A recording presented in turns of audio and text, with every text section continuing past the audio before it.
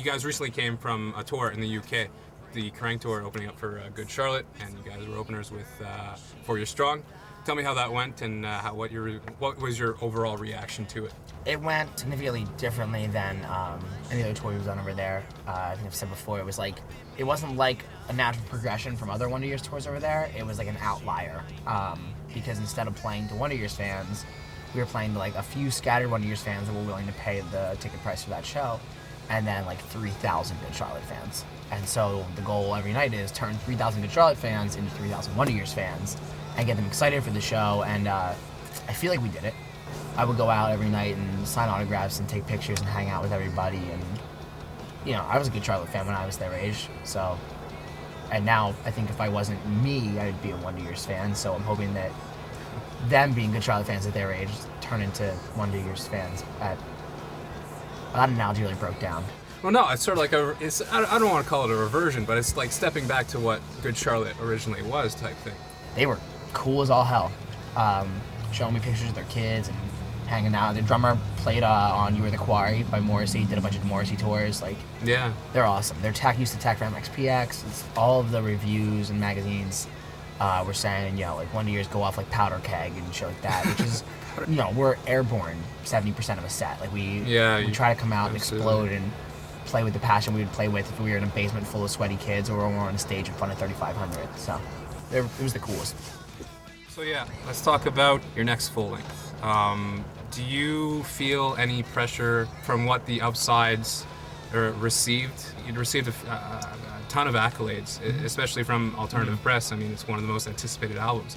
Do you feel any pressure going into the studio, or when you were going into the studio? Yeah, well, of course we did. We gotta. I mean, I'm like a glutton for emotional punishment, so I read every fucking message board all the time, and I see the kid, you know, and there are people that are like, this is my favorite band, and I'm going to hate their new record. I'm like, what? Why? Like, there's just no way they can top the Upsides, and I will hate this record. And you can't even listen to a song first, man? Come on. We came in level-headed. We knew how we wanted the songs to sound. We knew what record we wanted to write. We had a really great process set in motion before we started writing it.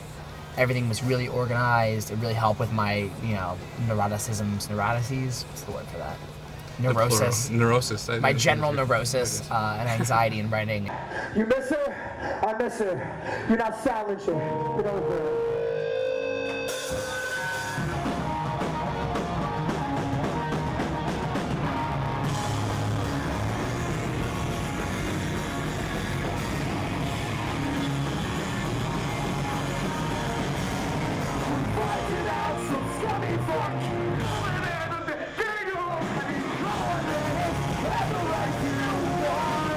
What exactly did you write about on this record, since you're no longer in the position that you were that led to the Upsides?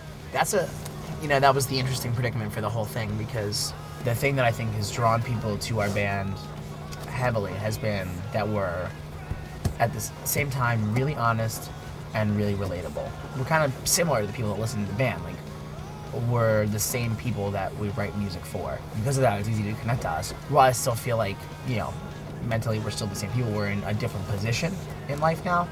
You know, I don't live in South Philly anymore. I don't go to school anymore. You know, things have changed. And so originally it was like, well, do we start writing non-relatable songs about what we do now that no one else is doing? Or do we start lying and writing relatable songs but that aren't honest anymore? And I feel like a lot of people have done that in the past. You know, there are records where, you know, married dudes are writing songs about first dates for their, you know, teenage fan base. And writing about high school and stuff like that. Yeah, it's They're just not even like, high school anymore. So you're like 28, kid, like, what are you doing?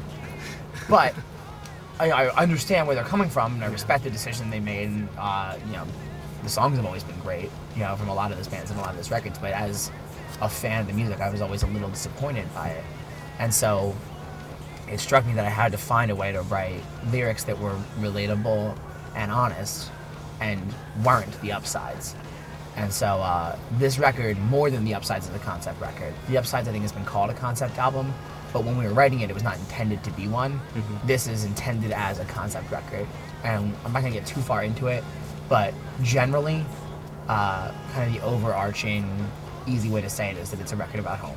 Los Angeles itself is a long way from a basement in Philly type thing. We wrote literally none of it in Los Angeles. No? A lot of bands get to a studio and then that's time to write the record. Okay.